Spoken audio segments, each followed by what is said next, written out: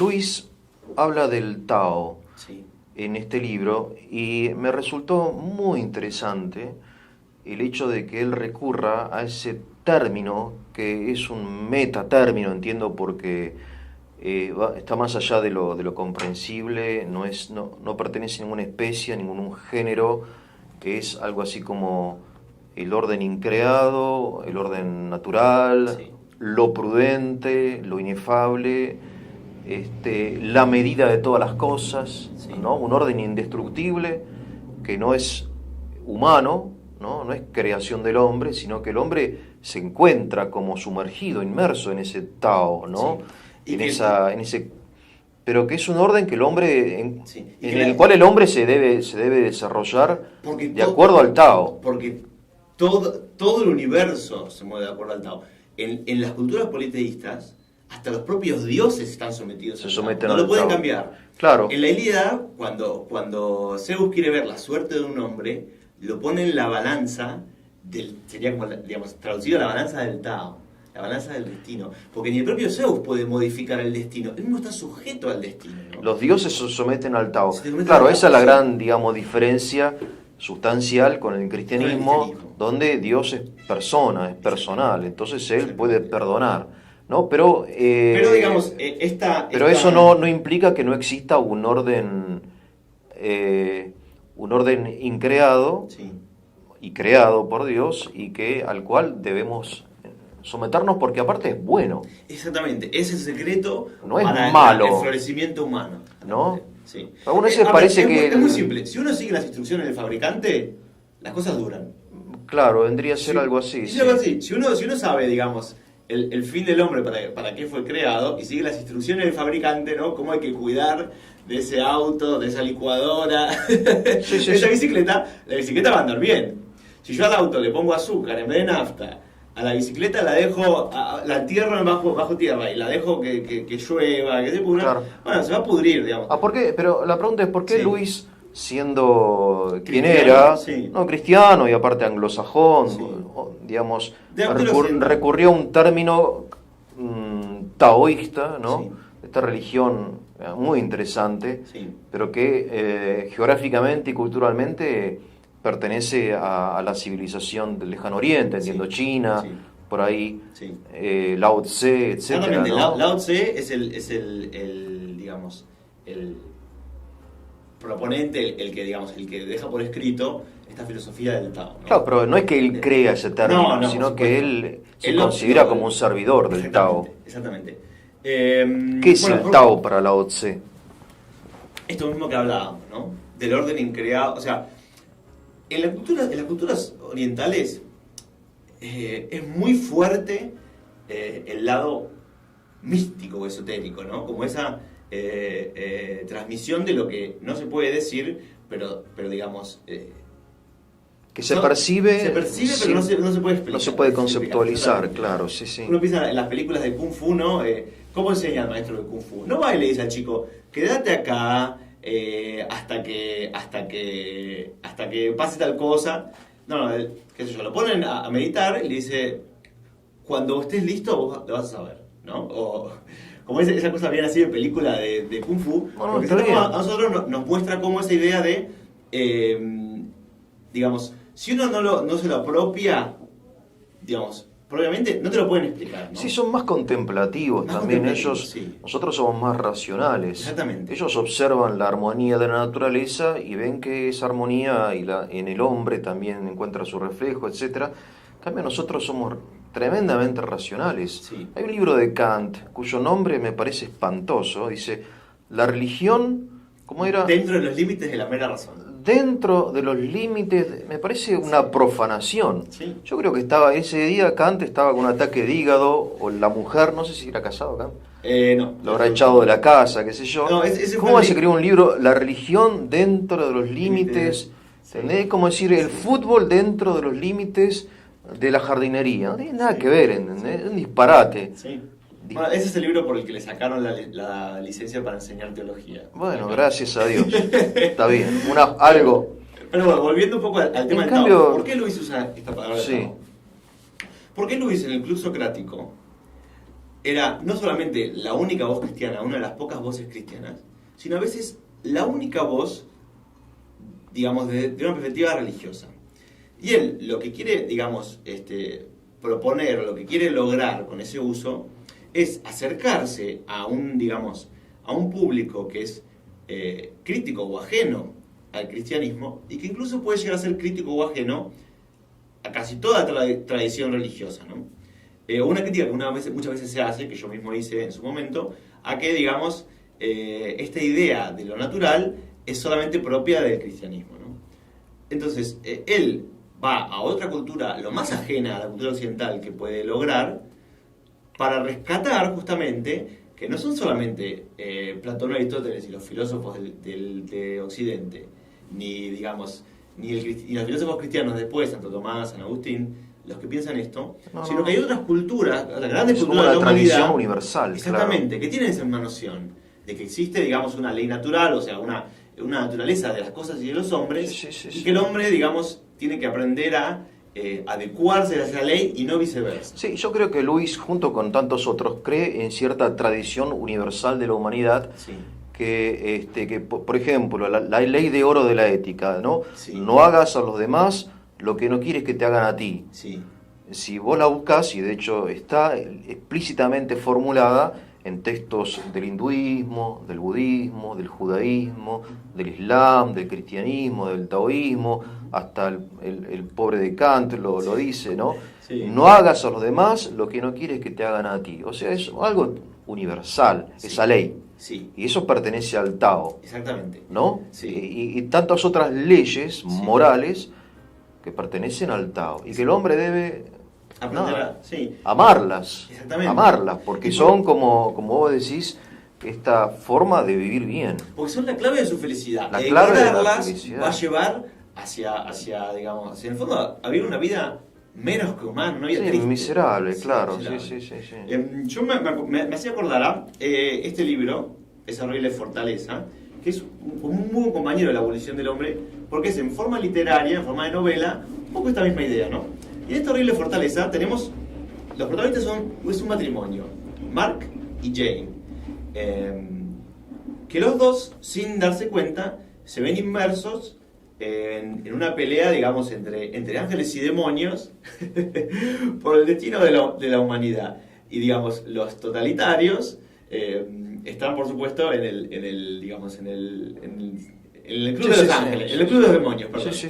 Y estos dos, digamos, Jane, esta chica Jane, la mujer, es, digamos, inmersa en el club de los buenos, por así decirlo, y empieza a entender cómo es esto de vivir de acuerdo a la ley natural. Entonces, es muy interesante porque esta chica Jane es una protofeminista que está casada pero no quiere tener hijos, no quiere, digamos, hacer ningún sacrificio personal por su carrera, y que, digamos, en cierta forma siente resentimiento hacia su marido Mark porque, digamos, siente que casarse la hizo prisionera de él.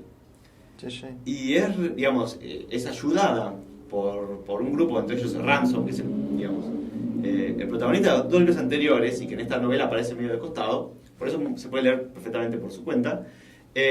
Ransom como que la rescata y la trae a una cabaña donde viven, digamos, como una pequeña sociedad en el que todas las personas que viven ahí viven de acuerdo al Tao. Y, por ejemplo, y es muy divertido, por ejemplo, hay una situación en la que, digamos, los hombres, digamos, les preguntan a las mujeres, digamos, cómo se van a organizar para las cosas del día a día, ¿no? Digamos. Sí. Y digamos, ¿cómo? Y dice que, digamos, se organizaban con turnos para un día limpiar, cocinar y lavar los hombres, y otro día para limpiar, cocinar y lavar las mujeres, ¿no? Sí. Y esta Jane, digamos, así como la protofeminista, salta como la leche y dice como, no, bueno, pero ¿por qué, digamos, por qué las mujeres tenemos que lavar? ¿Por qué no lavan los hombres?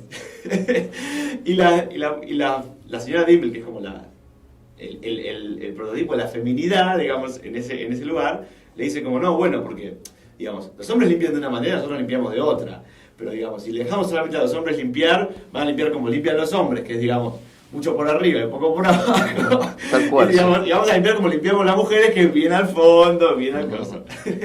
Y como que esta Jane empieza a ser como escandalizada por esta afirmación de roles tradicionales, ¿no? Del hombre y la mujer. Claro, claro. Y en el fondo empieza a entender, digamos, que tienen algo de verdad. Claro. Y este chico Mark, que es el otro, digamos... Como que el hombre y la mujer son distintos y por eso no pueden ser totalmente iguales y hacen hasta las mismas cosas, las hacen de modo diferente. Exactamente. ¿No? Exactamente. Y cada una tiene su fortaleza y debilidad, ¿no? Acerca del dominio del hombre sobre la naturaleza, Luis hace referencia a la relación en los inicios de la modernidad de la ciencia con la magia, sí, y con lo esotérico, sí, ¿no? Y con esto de la piedra filosofal o no sé qué, sí, historia, ¿viste? Sí. O sea, hay todo en el cientificismo, no en la ciencia, como cierta cosa fáustica, ¿no? Sí. O de este famoso de Frankenstein, ¿no? Claro. El Prometeo moderno. El Prometeo moderno, ¿no? Que le quiere robar el fuego a los dioses, claro, para hacerse... Hay como un espíritu, sí, así de omnipotencia. Sí, sí, en la modernidad. En Bacon, no sé. Que tiene su parte positiva, ¿no? Sí, porque sí, este ir más allá llevó a un montón de avances y de cosas buenas, como por ejemplo las cámaras con las que estamos grabando. Sí, obviamente, sí, sí. Pero que tiene como un lado oscuro, un poco oculto, ¿no? Y es típico de la modernidad esta idea de vamos como a la conquista de las leyes de la naturaleza. Y los primeros autores de la modernidad, como Francis Bacon, tiene una obra que se llama el Novum Organum, que dice que Novum Organum, que a la naturaleza hay que ponerla en el potro de la tortura para hacer que desvele sus secretos. Mira qué interesante. Sí. Esa misma idea, imagen, ¿no? Tremenda. Sí. Hay que ponerla en el potro de la tortura, o sea, estirarla, usarla, desgarrarla. Sí, sí.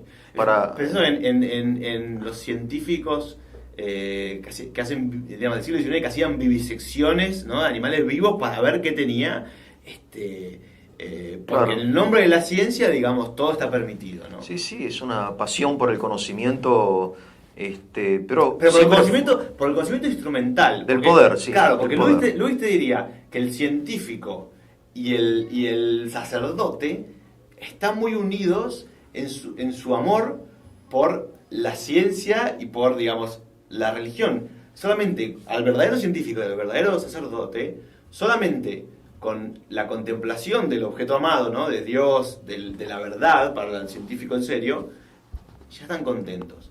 Pero ¿qué pasa? La modernidad no alabó ni al científico ni al sacerdote, sino al ingeniero, por así decirlo, a la razón práctica y al mago. No al que quiere saber el mundo espiritual para admirarlo y adorarlo, sino para usarlo con sus propios fines. Y es muy interesante que los primeros científicos modernos, Newton, Descartes, Leibniz, experimentaron tanto con la ciencia como con la magia. Hoy parece chiste eso decir no se eso. sabía, claro, Sí, yo no lo sabía. Sí, eso. Newton tenía un laboratorio alquímico. Mirá, y tenía libros de magia en su la alquimia era el intento de convertir las cosas en oro, no sé qué era, ¿no? Exactamente, pero esa idea de el único conocimiento que sirve es aquel que puede ser usado para tener poder sobre la realidad, sobre la naturaleza. Leonardo tenía un poquito algo de eso, ¿no? Sí, tenía un poquito. Porque es típico de esa etapa de la modernidad, exactamente, del inicio de la modernidad. Cierta cosa oscura de repente se ve por ahí. Sí, es como la sombra de la modernidad. Y que eso, llevado a sus últimas consecuencias, lleva al cientificismo, digamos, al doctor Mengele. Bueno, ahí Luis cita a Goethe en el Fausto, sí, ¿no? Sí, que es esta misma figura. Que la idea fáustica de vender el alma con tal de tener poder sobre de las saber personas, más, saber más. Porque Fausto está cansado de la vida, porque al principio del Fausto ya dice que pasó 20 años estudiando alquimia, 20 años estudiando teología, estudiando filosofía, y está cansado de la vida y quiere saber más. Y siente que se va a morir. Y cuando siente que se va a morir, le surge esta idea de hablar con el diablo para volver a ser joven y poder tener más tiempo para saber más. Y en el lado, digamos, esto es en la idea, ¿no? de la ciencia y del conocimiento. Pero por el lado de la sociedad, de la política, el pensador del principio de la modernidad, que más, digamos, refleja esta manera de pensar, es Rousseau, Jean-Jacques Rousseau, que en su idea del Estado dice que el Estado tiene que obligar a ser libre a los ciudadanos, ¿no? Igual es un Es un disparate disparate. total. Es un No disparate. sé cómo seguimos nosotros venerando a estos personajes que estaban desquiciados. Porque yo creo porque en el fondo no Porque lo vemos... que dice Rousseau no tiene ni pies ni cabezas. Y sin embargo es Rousseau, es como la gran autoridad, o una de las grandes autoridades que, bueno, lo dijo Rousseau, Sí, ¿no? y es el embrión, el germen del nazismo y el comunismo. Sí, sí, hay que... Pero yo Y creo que- uno va a ser libre porque uno renuncia libremente a la libertad. Exactamente. Renuncias libremente a la libertad, entonces sos un esclavo libre, Sí. una cosa así. Y el Estado está justificado en hacerte, en obligarte digamos, a hacer algo porque piensa que es tu bien, que es bueno para vos. Entonces, digamos, como es tan bueno para vos, el Estado, digamos, como que el Estado es medio un papá, ¿no? Que sabe que lo que es bueno para vos, aunque vos no te guste, entonces te lo hace igual. Sí, una Siempre te vanguardia, respeta sí, sí, tu sí. libertad. Y las consecuencias de eso son terribles. Y uno lee por ejemplo, a Carlos Gostila, a Juan Pablo II, y a los pensadores que vivieron, Václav Havel, los pensadores que vivieron el comunismo y que fueron los causantes de la revolución de 1989, y sentían eso, que el Estado soviético se sentía que, como sabía lo que era bueno para vos, te iba a obligar aunque a vos no te gustaba. Entonces el Estado, digamos, comunista, que supuestamente expresaba la voluntad del pueblo, en Polonia quería destruir la religión. Sí, sí, yo recuerdo visitar un campo de concentración en la Unión Soviética y había un cartel en la entrada que decía: con mano férrea llevaremos